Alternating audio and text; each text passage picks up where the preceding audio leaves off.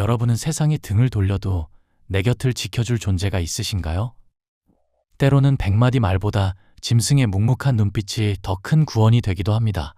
비록 맹목적이지만 지독한 사랑의 시선을 담은 명화, 브리튼 리비에르의 충직이란 작품입니다. 감옥벽에 새겨진 교수대 낙서와 의문의 이름 메리, 그리고 죽음을 앞둔 사형수가 남긴 처절한 유서 위에 왜 개 한 마리가 턱을 괴고 있는 것일까요? 이 작품에 담긴 상징의 세계로 떠나는 그림 여행, 명화 속 상징 지금 시작합니다. 이 그림이 어떻게 우리에게 전해지게 된 것일까요? 19세기 영국의 설탕 왕이라 불린 헨리 테이트 경은 단순히 불을 쌓는데 그치지 않고 소외받던 예술가들을 후원하며 테이트 미술관의 초석을 닦았습니다. 그가 이 작품을 1894년에 기증했는데 그가 기증한 많은 컬렉션 중에서도 이 작품을 가장 아꼈던 작품이라고 합니다. 도덕적 교훈과 감성적 울림을 중시하던 빅토리아 시대의 정신이 고스란히 담긴 내용의 이 작품은 그의 기증을 통해 소중한 문화유산이 된 것입니다. 화가 브리튼 리비에르는 당대 최고의 동물 화가로 꼽히지만 단순히 동물을 정밀하게 묘사하는 데 머물지 않았습니다. 그는 동물의 시선과 몸짓에 인간의 본성과 감정을 투영하는 심리적 동물화의 대가였습니다. 이 작품에서도 그런데요. 그는 화려한 기교 대신 배경을 단순화하여 관객이 인물과 동물 사이의 정서적 교감에만 집중하게 만듭니다. 구석에서 부러진 팔을 감싸준 채 얼굴을 가린 남자와 그런 주인의 무릎에 머리를 올리고 위로의 시선을 던지는 개의 모습은 보는 이로 하여금 과연 이들에게 무슨 일이 있었을까라는 질문을 던지게 합니다. 이제 그림 내부를 자세히 살펴볼까요? 처음엔 평범한 헛간처럼 보였던 이 장소를 자세히 들여다보면 그 비극성이 서서히 드러납니다. 화면 속 남자의 복장을 찬찬히 살펴보면 그가 걸어온 삶의 궤적이 고스란히 읽힙니다. 신발에 집중해 보십시오. 단추가 많은 투박한 가죽과 흙먼지가 묻어해진 신발은 그가 사회적 보호의 울타리 밖에서 생계를 이어가던 하층 계급의 노동자나 농부, 혹은 거친 들판을 누비던 사냥꾼이었음을 짐작해야 합니다. 이는 당시 말을 타며 권위를 누리던 상류층 귀족들의 매끄럽고 고급스러운 구두와 극명한 대조를 이루며 인물의 고단한 처지를 더욱 극적으로 보여줍니다. 이제 시선을 공간의 구석으로 옮겨보겠습니다. 화면 왼쪽에 유일하게 난 창은 쇠창살이 박힌 단조로운 모습입니다. 하지만 그 창 너머로는 그 어떤 풍경도 한 줄기 빛의 희망도 허락되지 않습니다. 외부 세계와 단절된 이 꽉 막힌 공간은 인물에게 더 이상 내일이라는 미래가 존재하지 않음을 상징합니다. 푹신한 카펫 대신 바닥에 뒹구는 거친 볏짚, 그리고 발끝에 닿는 차가운 석재 바닥은 이곳이 자비 없는 냉혹한 감옥임을 증명합니다.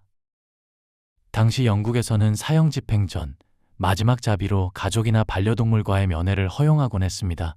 그림 속 개의 등장은 바로 그 생의 가장 고독하고 처절한 마지막 순간에 허락된 유일하고도 짧은 만남을 의미하는 것입니다.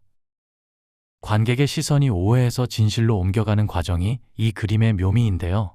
어느 마국간의 평범한 일상처럼 보였던 배경은 인물의 정체가 사형수로 인식되는 순간 냉혹한 형장으로 인지됩니다. 바닥에 흩어진 볏짚은 단순한 소품이 아니라 인물의 산산조각난 내면을 투영하는 매개체가 되며 식기 하나 보이지 않는 빈 공간은 생의 의지를 상실한 자의 허물을 극대화합니다. 작가는 인물의 다친 팔보다 그가 가린 얼굴에 주목하게 만듭니다. 두 손에 얼굴을 묻은 동작은 세상으로부터 자신을 격리하려는 본능이자 다가올 운명에 대한 압도적인 두려움의 표현입니다. 겉으로 드러난 상처보다 보이지 않는 영혼의 무너짐이 더 깊음을 이 정지된 자세 하나가 웅변하고 있는 것입니다. 그림에서 가장 넓은 면적을 지닌 벽을 좀 더 세밀하게 볼까요? 남자에 대해 알 수 있는 것이 이 벽에 담겨 있습니다. 벽에 새겨진 낙서들이 보이죠? 교수대이고 처형된 인물이 그려져 있습니다. 한눈에 드러나는 개의 애정어린 눈망울과 대조되는 섬뜩한 내용입니다. 단순한 낙서 같지만 이건 이 방에 있는 남자의 마지막 유서 같은 것입니다. 교수대를 자세히 살펴보면 몇 가지 더 깊은 정보를 얻을 수 있는데요. 교수대에 매달린 이 기묘한 낙서를 자세히 들여다보십시오. 얼굴에 해당하는 원안의 형상은 얼핏 영어 이니셜 I처럼 보이기도 하고 죽은 자의 이목구비를 짧은 선으로 단순화해 묘사한 전형적인 죽음의 상징으로도 읽힙니다. 만약 이 형상을 이니셜 I로 느끼신다면 다음과 같이 해석해 보세요. 영어 이니셜 I. 이게 왜 교수형에 처해진 낙서에 적혀 있을까요? 자신은 감옥에서 번호로 불리는 죄수가 아니라 나라는 존재로 인식해 마지막 서명을 한 것은 아닐까요? 그것이 아니라면 아이로 시작되는 이름일 수도 있겠죠. 또한 인물의 얼굴을 단순화시켜 형상화한 것이라면 코와 입을 뭉뚱그려 표현함으로써 수감자가 직면한 처절한 사형 선고와 비극적 운명을 시각화한 것이라 생각할 수 있겠습니다. 그 곁에 적힌 메리라는 이름은 그가 끝내 함께하지 못한 사랑하는 연인이나 아내일 수도 있겠습니다. 혹은 종교의 자비를 구하는 마음에서 성모 마리아에 대한 간절한 기도문으로 해석도 됩니다. 이렇게 부드러운 이름은 차가운 감옥의 현실과 대비되며 그가 잃어버린 따뜻한 일상을 더욱 사무치게 그리워하게 만듭니다. 벽면의 낙서를 자세히 들여다보면 메리라는 이름 반대편에 마치 십자가를 연상시키는 문양이 새겨져 있습니다. 흥미로운 점은 다른 낙서들과 달리 오직 이 십자가 문양에만 지우려고 애쓴 듯한 훼손의 흔적이 뚜렷하게 남아있다는 사실입니다. 어쩌면 사형수인 그는 십자가 앞에서 자비로운 구원을 갈구하다가도 자신의 죄가 너무나 무거워 그 은혜조차 과분한 선물처럼 느껴졌던 것은 아닐까요?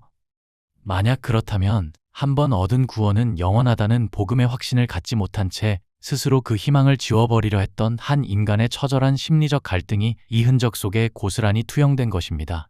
이러한 세밀한 표현은 화가의 놀라운 창의성과 실제 사형수가 겪었을 고뇌에 대한 깊은 관찰에서 비롯된 것이라 생각합니다. 결국 이 벽면은 낙서로 가득 찬 차가운 벽이 아니라 절망의 끝에서 써내려간 수감자의 고백이자 영적인 소통의 공간이 아니었을까 하는 생각이 듭니다.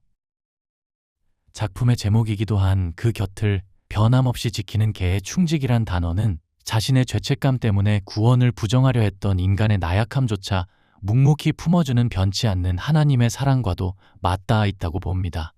성경의 기록은 자신의 백성을 구원으로 붙들은 손은 절대로 놓지 않는 것으로 기록되어 있기 때문입니다. 내 양은 내 음성을 들으며 나는 그들을 알며 그들은 나를 따르느니라.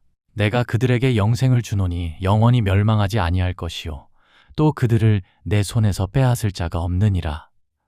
이렇게 작품 속 상징과 메시지를 찾아가다 보니 생각이 깊어지고 화가의 마음이 읽혀지는 듯합니다.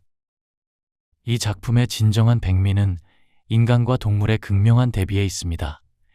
인간은 수치심의 얼굴을 가렸지만 개는 그 얼굴을 뚫어지게 바라보며 존재 그 자체를 긍정합니다.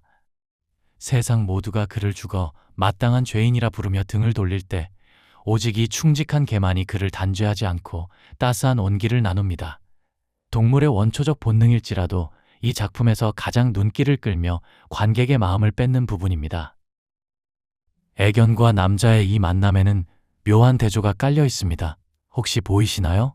남자의 다친 팔과 가려진 얼굴이 과거의 죄를 상징한다면 주인의 무릎에 올린 개의 턱은 현재의 사랑을 상징합니다. 한 인간의 과거의 죄와 무조건적인 동물의 현재 사랑이 만나는 극적인 대조입니다. 미술사학자들이 인간성이 상실된 곳에서 피어난 가장 순수한 감정의 고발이라 평한 이유가 바로 여기에 있습니다. 이제 차가운 감옥벽을 뒤로하고 그림 여행을 마쳐야 할 시간입니다.